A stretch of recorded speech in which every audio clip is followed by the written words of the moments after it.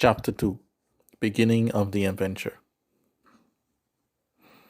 Darius sets out to join up with his cousins and close friends to start a journey with them. It has been since grade school that he saw all of them, and now that things were starting to pick up in the universe again, it would only be a matter of time before Darius would be called to protect it. His first trip would be deep within Andromeda galaxy to the planet Pupununu, where Alani LaFleur was queen. Meanwhile, at the Pupununu castle, Towerful 47, who was the godmother of Alani LaFleur, 19, was discussing with the young queen her close ties to Angelo. Towerful, Alani, please think this through. If you continue to be in debt to Angelo, he will only use you and your people for his gains. Please ask the emperor directly for funds for the Pupununu. Alani, what is wrong with you, mother? Angelo is the head of the Flor family and of all of Bankeron. He is the one of our closest and most trusted allies. Without his financial support, Pupununu would not be as prosperous as it is today. Is it that you are jealous of his power and post that you want it for yourself? However, then slapped Alani for her rude comments. However, don't you ever say such words or think of me in that way. I am not jealous of anyone. Angelo is a good ally, but his ambitions go far beyond what he currently has. As a loyal officer and friend to the emperor, I must ensure all these threats, both external and internal, are dealt with. Do I make myself clear? Alani, holding her face in pain. Yes, mother. Before another word could come out of any of their mouths, Darius had arrived to see his cousin. Darius, my favorite cuz. Come here, hugs Alani. None of the women mentioned the slap from earlier, as the prince of the empire was here. Tabitha, humbly, Your Grace, what brings you to Pupununu? Darius, my cousin, that's what. I'm planning a trip around the stars, and I want her to come along with me. Tabitha, but sir, you and Anani have responsibilities. You can't just jump off a ship and go in space and go wherever you go. Darius, trust. True, but that's why you are here, and my mother and father are on the throne. Alani, picking up where Darius is saying, Yes, mother, you can watch over the planet while we are gone. We are the future of this empire, and we want to go out to attack each other. Right, Darius? Darius, yep. Pack your stuff. We got more peeps to pick up. Telephone, facepalm. What would Her Majesty think about this? Darius, I got the okay from Mom and Dad to go, as it was their idea for me to go out there and know the universe and its people. Mom also told me that you would worry, Towerful, so don't worry, we can handle ourselves. Towerful, I'm shocked. However, if Her Majesty is fine with it, then so be it. Alani, please be careful out there. Alani, but I expect. Yes, mother. Kisses her cheek. Love you, bye. Let's go, Darius. The two of them then set off on Darius' ship to the next pickup on their journey. At the insurance base, Imani LaFleur, age 38, was one of the few of them that returned for the Great War, the third Great War, to remain in the universe to help rule it. He would marry the much older Dr. Annie of Guyana, who surrendered to him. They would then have a daughter together named Darling LaFleur, age 18. Darling was the heir of the LaFleur insurance, but deep inside she didn't want the responsibility. Like Darius, she wished to be free and live out her life the way she wants.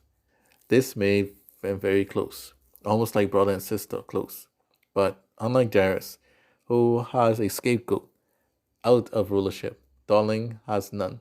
So therefore she is stuck with the future rule, whether she wants it or not, for now.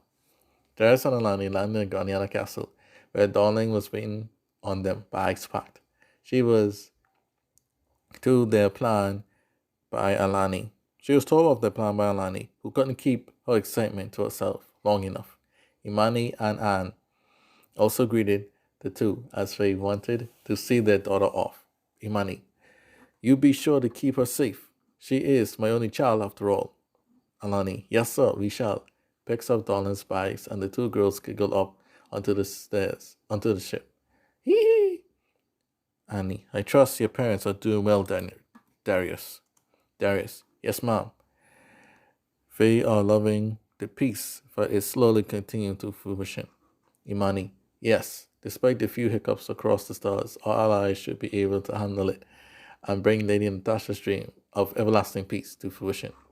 Annie, if I said, young Master Darius, are you taking these young people to fight in those battles? Darius, no, no, no. Only to help our people in need and explore new areas we never went before. Maybe fight a few monsters here and there, but nothing too serious. Money. You remind me of your grandfather, always helping others. Annie, as long as he has the strength to boot. But I'm not worried at all. When the crew set out on the last stop on their journey of pickups to Risi. Risi is one of the closest galaxies and forces to Androzika. One of the Androzika's founders, closest allies, and friends, Moron, was once head of Risi during the Third Great War. Now Risi had a new and young leader. His name is Sheen, 17. Sheen is the total opposite of Moron. He is very hard-headed and acts very immaturely. During grade school, he and Darius were always rivals, as Shane wanted to prove to be the better man.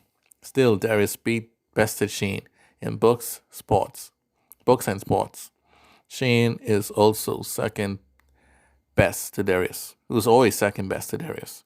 Before the ship arrived at the main Risi planet, Anani asked Darius why would he want to tie Shane, of all people, to come along with them.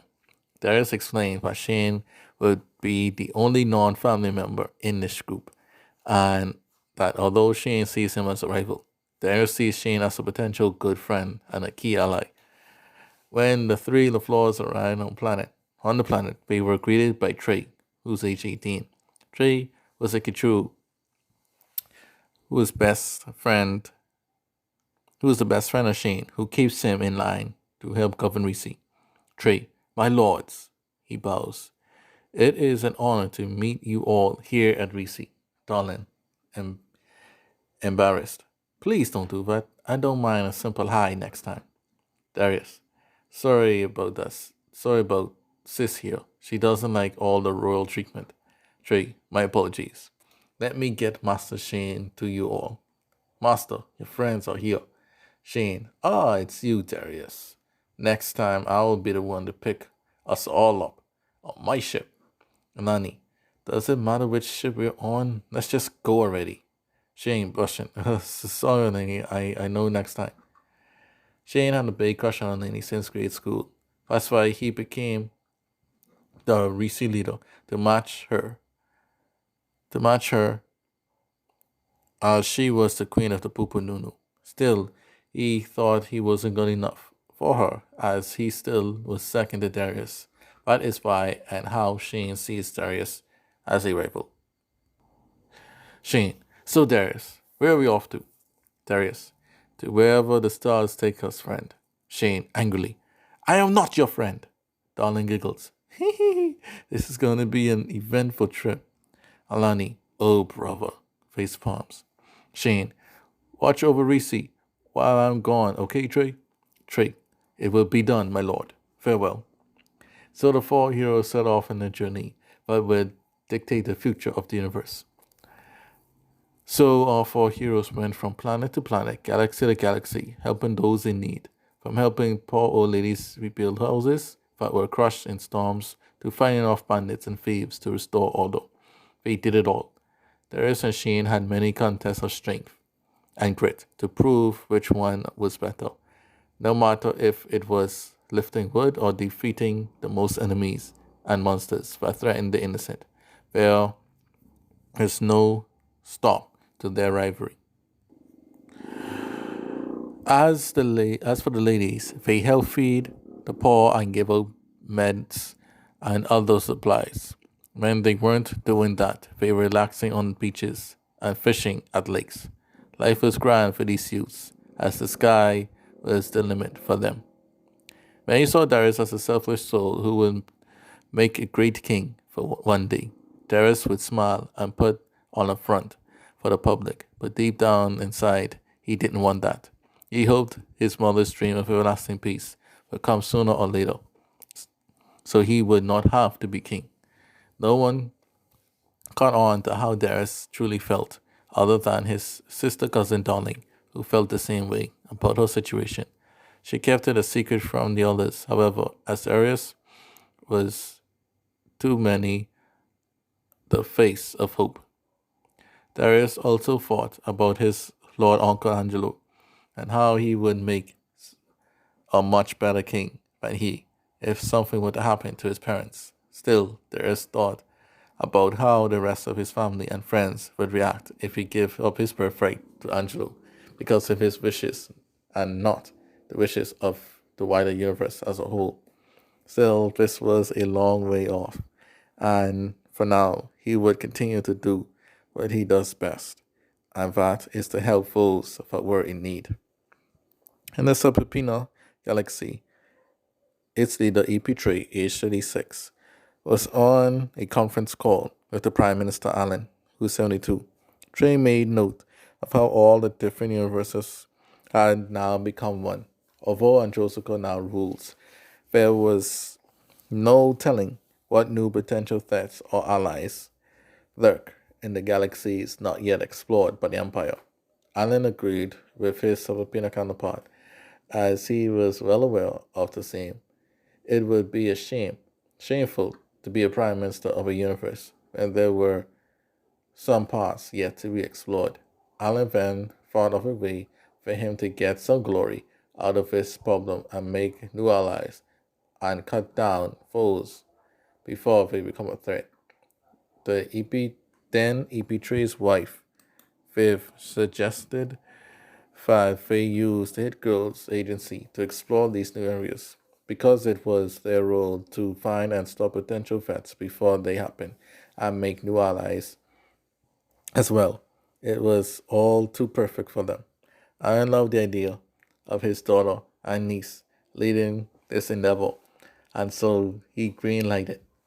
Nicole Allen, 69, and PM Allen's sister thought about Janetta and how she must be feeling after the loss of her home world and family. Nicole thought that this new journey would help her to overcome her grief. As the Hit Girls set out on their journey, Vera Allen, 38, feels excited about the trip. Vera, come ladies. It's been 18 years since we were last called upon. This might be our last journey together, as we now have our own lives to live. Patrice, you would want to succeed your mother and Janetta. You and Alfie Creason are finally starting to get close. I smell love in the future. Patrice, our parents are getting old, and we must lead the Allen family one day soon. Janetta, my love life is for me, and me alone, thanks. She then blushes. But I enjoy you girls. You are my sisters, and no matter what the future holds for us, let's always be there for each other. All, yeah. With that, the last mission for the Hit Girls agency towards the unknown begins.